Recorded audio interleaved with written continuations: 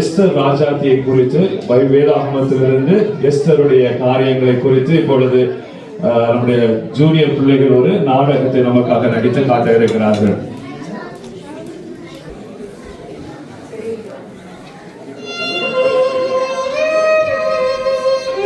இந்து தேசம் முதல் எத்தியோப்பியா தேசம் வரையுள்ள 127 நாடுகளை அரசாண்ட அகாஸ்வேருவின் நாட்களில் நடைபெற்ற சம்பவத்தை இப்பொழுது ஒரு குழு நாடகமாக காண்போம்.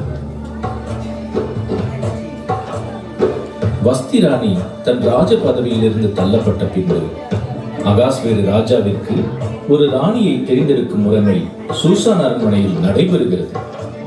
இதற்காக அநேக நாட்டிலிருந்து ரூபவதியான கன்னி பெண்கள் சூசான் அரண்மனைக்கு அழைத்து வரப்பட்டனர்.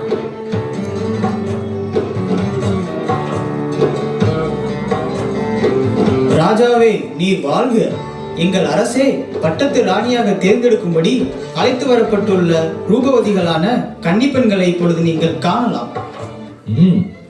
ஆகட்டும், அழைத்து வாருங்கள்.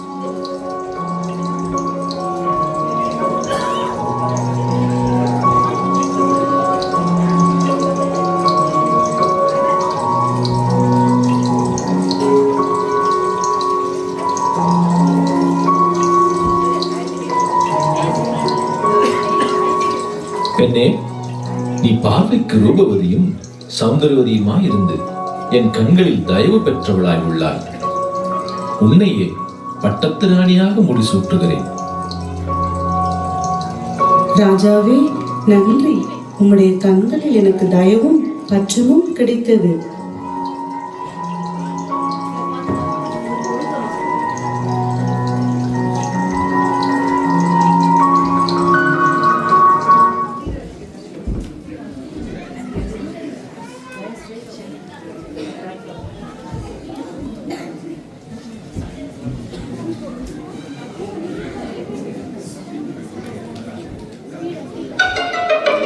மந்திரியாரே, இன்று புதிய பட்டத்திராணி தெரிந்தெடுக்கப்பட்ட விருந்தில் ராஜா எனக்கு அளித்த மரியாதையை பார்த்தீரா?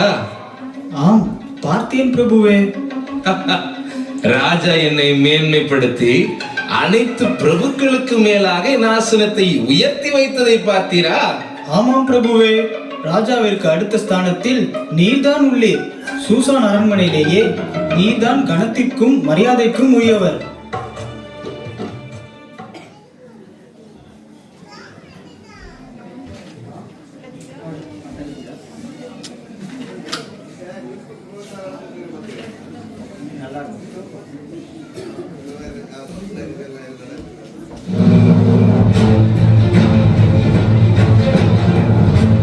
ராஜாவின் நண்பன் மூர்த்திகா என்னை வணங்க மறுப்பதனால் சீட்டு போடலாம். அவனுடைய தலைவிதி எப்போது முடியும் என்பதை அவை தீர்மானிக்கும்.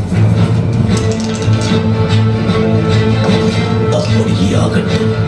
12ஆம் மாதம் அகாஸ்வேருவின் ராஜ்யத்தில் இருக்கிற மொர்தெகாயும் அவரது எல்லா ஜனங்களும் எல்லா யூதர்களும் அழிக்கப்படுவார்கள்.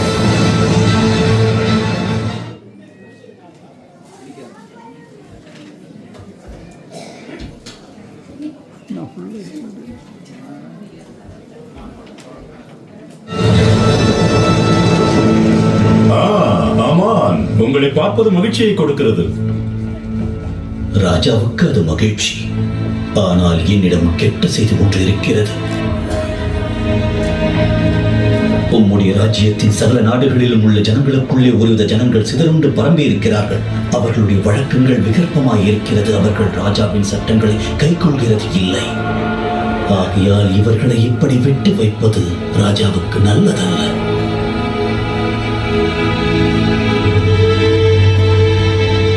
நான் என்ன செய்ய வேண்டும் என்கிறீர்கள்?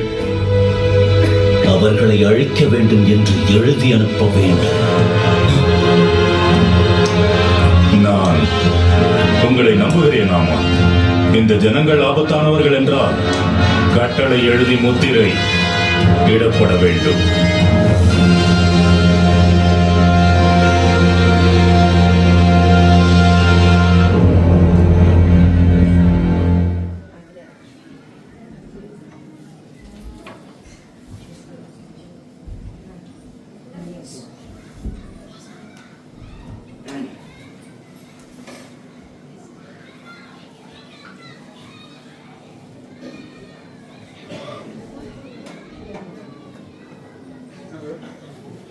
ராணியாரே, உங்கள் ஒன்றுவிட்ட சகோதரர் அரண்மனை வாயிலில் இருக்கிறார். ஒன்றுவிட்ட சகோதரரா?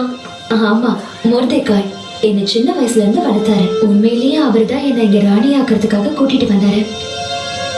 அவரு உங்களை வளர்த்தாருன்னு சொல்றீங்க? அவரு பார்க்க ரொம்ப அழுக்கா இருக்காரு. ஆமா, அவரு சாக்கு உடுத்தி சாம்பல் போட்டுட்டு இருக்காரு. வருத்தத்துல இருக்கிறவங்க இப்படி உடுத்திப்பாங்க.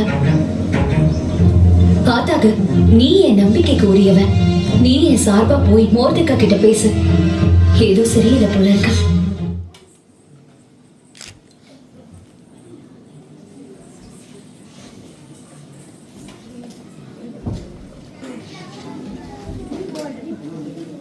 ராஜாவின் அன்புக்குரிய அமைச்சரை வணங்குங்கள்.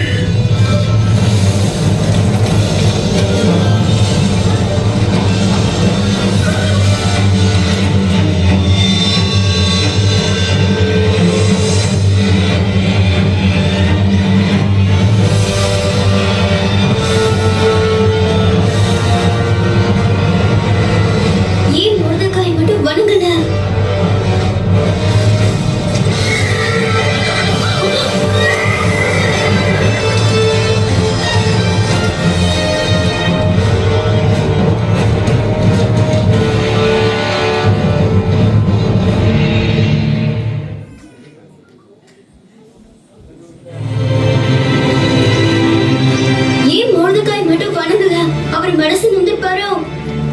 ஒரு நாள் அவர் மனசு நொந்து போவாரு.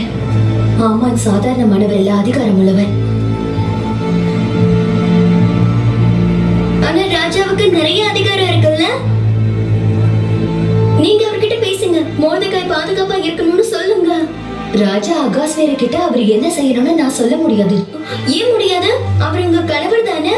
அதே நேரம் அவர் ராஜாவும் கூட. என்ன அவரா கூப்பிடாம நான் போய் அவரை பார்க்க முடியாது. அதுதான் சட்டம். ஓ, உண்மைதான். பொறுப்புல இருக்கிறவங்க கிட்ட பேசுறது ரொம்ப கஷ்டமா இருக்கும். ஆமா, அதுக்கு தைரியம் வேணும். நான் அவ்வளோ தைரியசாலி இல்லை.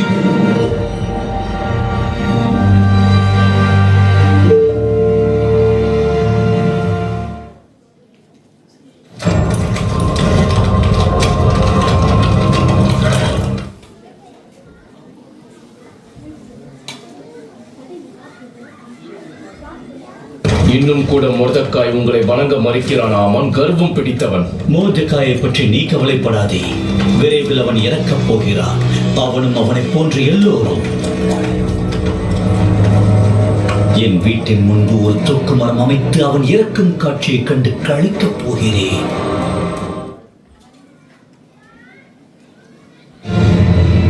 இந்த கட்டளையாலதான் என் சகோதரன் வருத்தப்படுறாரா?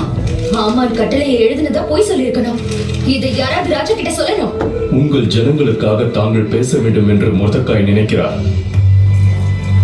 ஆமா, என் சகோதரனை போல நானும் யூத குலத்தை சேர்ந்தவன். ஆனா ராஜா அகாஸ்வேருக்கு இது தெரியாது.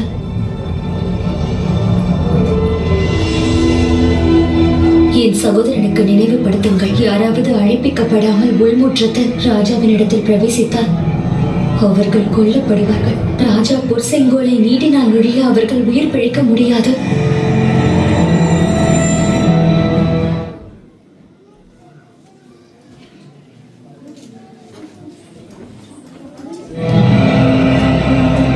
ராணி இந்த 30 நாள் அளவும் ராஜாவின் இடத்தில் வரவழைக்கப்படவில்லை. ராணியிடம் இதை கூறுங்கள். நீ ராஜாவின் அரண்மனையில் இருக்கிறதனால் மற்ற யூதர் தப்பக்கூடாது இருக்க நீ தப்புவாய் என்று உன் மனதில் நினைவு கொள்ளாதே.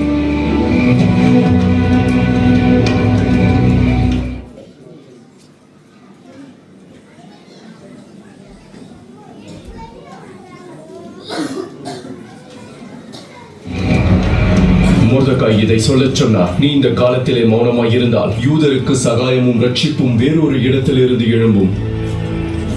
அப்போது நீயும் உன் தகப்பன் குடும்பத்தாரும் அழிவீர்கள். மொர்தெக்காய் இதையும் சொன்னார். நீ இப்படிப்பட்ட காலத்துக்கு உதவியாய் இருக்கும்படி உனக்கு ராஜமேன்மை கிடைத்திருக்கலாம். யாருக்கு தெரியும்?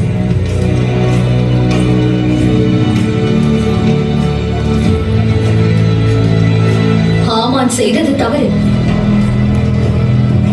நான் ராஜாவிடம் பேச வேண்டும். மொர்தெகாயிடம் சொல், நீர் போய் சூசானில் இருக்கிற யூதரை எல்லாம் கூடி வரச் செய்து 3 நாள் அல்லும் பகலும் சாப்பிடாமலும் குடியாமலும் இருந்து எனக்காக உபவாசம் பண்ணுங்கள். நானும் என் தாதிமாரும் அதையே செய்வோம். இவ்விதமாக சட்டத்தை மீறி நான் ராஜாவின் இடத்தில் பிரவேசிப்பேன். ராஜா தன் செங்கோலை என்னிடத்தில் நீட்டினால் நான் வாழ்வேன், இல்லை என்றால் நான் சாகிறேன். 2 வகையிலும் எது சரியோ அதை நான் செய்வேன். நான் சாக வேண்டும் என்றால் நான் சாவேன்.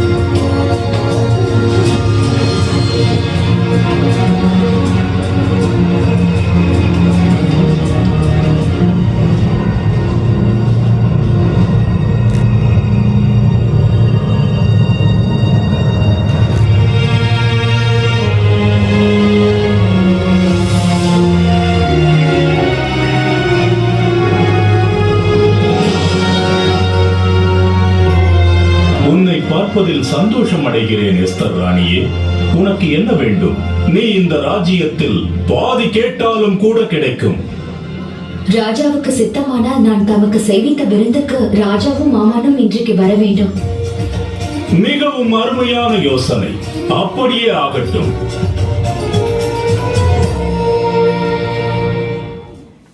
ராஜாவே, உம்முடைய கண்களில் கிருபை கிடைத்து ராஜாவுக்கு சித்தமாய் இருந்தால் என்னையும் என் மக்களையும் காப்பாற்றுங்கள். அதுதான் நான் வேண்டுவது. ஏனென்றால் நானும் என் ஜனங்களும் விற்கப்பட்டோம்.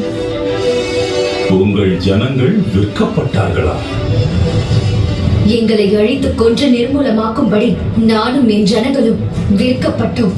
அதுவும் மோசமாக. அடிமைகளாகவும் வெள்ளாட்டிகளாகவும் விற்கப்பட்டு போனாலும் நான் மௌனமாக இருப்பேன்.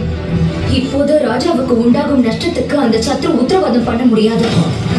யார் அவன்? எங்கிருக்கிறான் அவன்? இப்படி செய்ய துணிகரம் கொண்ட அவன் யார்? சத்ருவும் பகைவனுமான அந்த மனிதன் இந்த துஷ்ட ஆமான் தான்.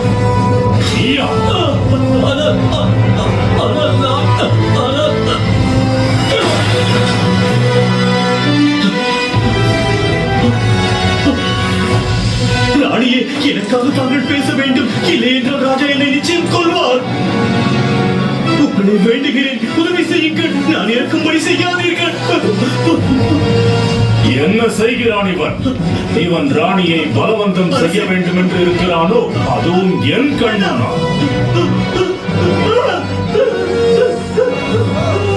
அதோ தூக்கு மரம் 50 முழ உயரம் மொர்தெகாய்க்காக ஆமான் செய்தது.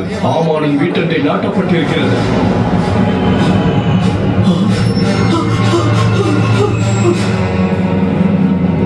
இவனை தூக்கிலிடுங்கள்.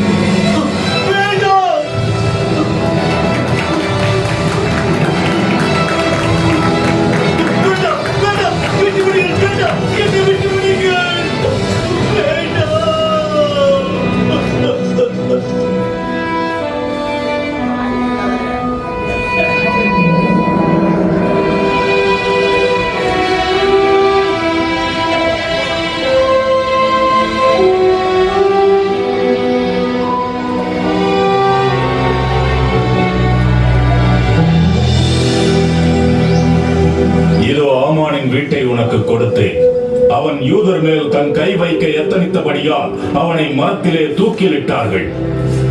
ராஜ சமூகத்தில் நான் சொல்லும் வார்த்தை சரி என்று காணப்பட்டால் ராஜாவின் நாடுகளில் எல்லாம் இருக்கும் யூதரை அழிக்க வேண்டும் என்று ஆமான் எழுதின கட்டளைகள் செல்லாமல் பண்ண வேண்டும். என் குடும்பம் அழிவதை நான் எப்படி பொறுத்துக் கொள்வேன்? உங்களுக்கு இஷ்டமானபடி நீங்கள் ராஜாவின் நாமத்தினால் யூதருக்காக எழுதி ராஜாவின் மோதிரத்தினால் முத்திரை போடுங்கள்.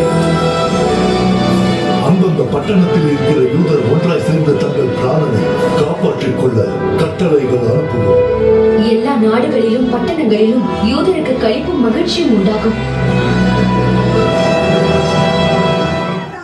ஆமானின் வீடு எஸ்தருக்கு கொடுக்கப்பட்டது. யூதருக்கு எதிரான சதி முறியடிக்கப்பட்டது. ஆமான் யூதர்களை அழிக்க நிர்ணயித்திருந்த அதே நாளில் யூதர்களுக்கு மீட்பும் விடுதலையும் உண்டானது. அந்த நாள் யூதர்களால் பூரீம் பண்டிகையாக கொண்டாடப்படுகிறது.